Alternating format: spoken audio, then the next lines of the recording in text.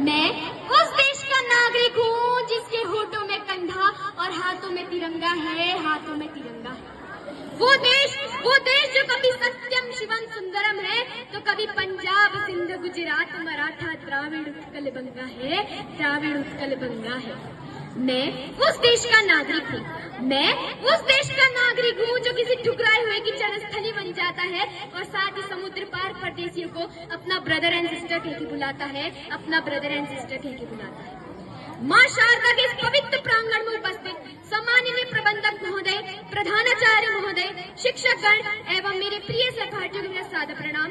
मैं नमन धामी, कक्षा 6 का छात्र, आज स्वतंत्रता दिवस के इस शुभ अवसर पर अपने कुछ विचार साझा करना चाहूंगा।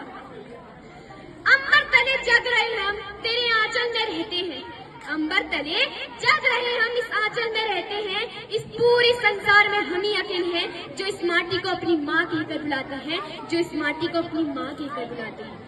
महोदय, वैसे तो आज हमारे देश को आजाद हुए 78 वर्ष हो गए हैं, लेकिन मैं अपने देश को आजाद उस दिन कहूंगा जिस दिन हमारे देश की बहन बेटियां निसंकोच होकर बाहर निकल पाएंगी।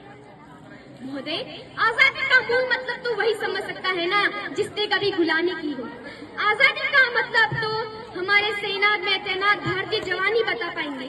हाल ही में सियाचिन ग्लेशियर में लेट कैप्टन अंशुमान सिंह को कीर्ति चक्र से सम्मानित किया गया है। और महोदय, क्या बीतती होगी उसकी माँ पर, उसकी बीवी पर, उसकी बहन पर कि जिस दिन तू शहीद हुआ, न जाने तेरी माँ सोई होगी। ये तो तय था तेरे दिल को चीरने वाली गोली भी 100 बार रोई होगी। साहब, अपनी डीपी को 3 रंगों से रंगना और स्वतंत्रता दिवस के दिन हाथों में तिरंगा फहराने को क्या देशभक्ति कहेंगे? नहीं महोदय, नहीं, ये देशभक्ति नहीं है। एक सच्चा देशभक्त तो वही है जो अपना कर्तव्य पूरी निष्ठा और पूरी लगन से करता है। महोदय, किसी गरीब बच्चे को तिरंगा बेचते देख क्या आप उसकी देशभक्ति कहेंगे? नहीं महोदय, नहीं, वे उसकी पेट की शक्ति है, वे उसकी पेट की शक्ति है। क्योंकि न मस्जिद को जानते हैं न शिवालों को जानते हैं, क्योंकि न मस्जिद को जानते हैं न शिवालों को जानते हैं। जो पेट के भूखे होते हैं ना महोदय, वो सिर्फ भोजन के निवालों को जानते हैं, वो सिर्फ भोजन के निवालों को जानते हैं। पुलवामा अटैक के उदाहरणों से सिपाहियों के घर की स्थिति को देखकर भी स्पष्ट करना चाहूंगा कि मांग का सिंदूर गया, प्यार भी भरपूर गया, प्यार भी भरपूर गया, मांग का सिंदूर गया। नन्हे नन्हे नौनिहालों की लंगोटे चली गई, छोटी छोटी बेटियों की चूटियां चली गई, बाप की कमाई गई, भाई की पढ़ाई गई।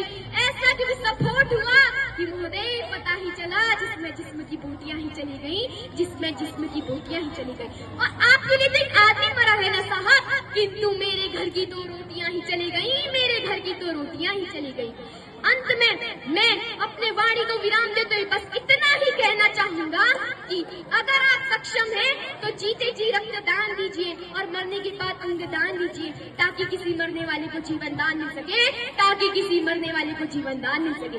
धन्यवाद। जय हिंद, जय भारत, जय उत्तराखंड।